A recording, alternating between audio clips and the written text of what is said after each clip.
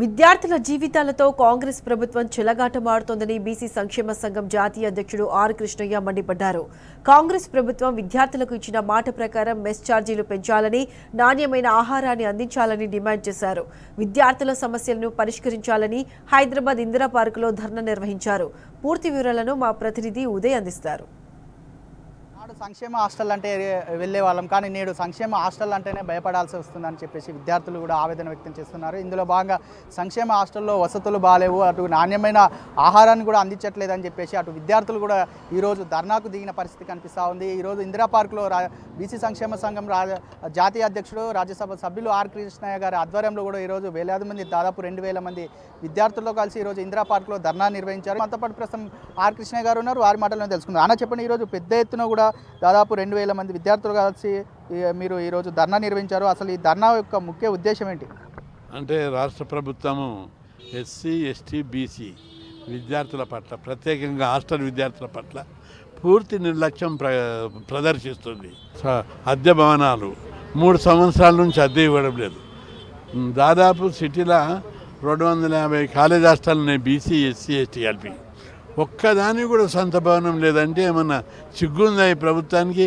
ముఖ్యమంత్రి ఇంటర్నేషనల్ స్థాయి ఇంటిగ్రేటెడ్ స్కూల్లో కడతా వాటికి 11,000 కోట్లు కేటాయిస్తాను.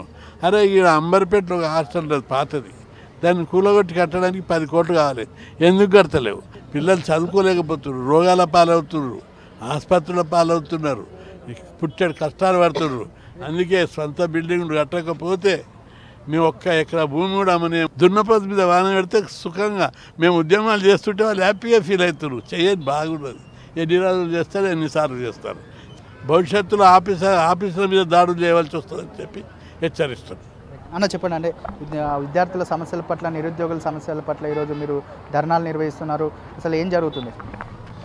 ఈరోజు బీసీ, ఎస్సీ, ఎస్టీ విద్యార్థుల యొక్క సొంత భవనాలు కావాలని చెప్పి ఆర్ కృష్ణన్న గారి నేతృత్వంలో ఒక్క హాస్టల్లో 7 వర్కర్లు ఉండాల్సింది 3 వర్కర్లతోని హాస్టల్ వ్యవస్థను ఎట్లా నడిపిస్తుందని చెప్పి ఈ రాష్ట్ర ప్రభుత్వాన్ని డిమాండ్ చేస్తున్నాం. వెంటనే మీరు చెప్పినటువంటి డిమాండ్లను నెరవేర్చకపోతే లక్షలాది మంది నిరుద్యోగులతో, విద్యార్థులతో ఆర్ కృష్ణ గారి నేతృత్వంలో పెద్ద ఎత్తున చలో సెక్రటరీ ముట్టడించడానికి సిద్ధంగా ఉన్నామని డిమాండ్ చేస్తున్నాం. అన్న చెప్పండి, అంటే ఈరోజు ధర్నాకు సంబంధించిన విద్యార్థులు ఏమని చెప్తున్నారు?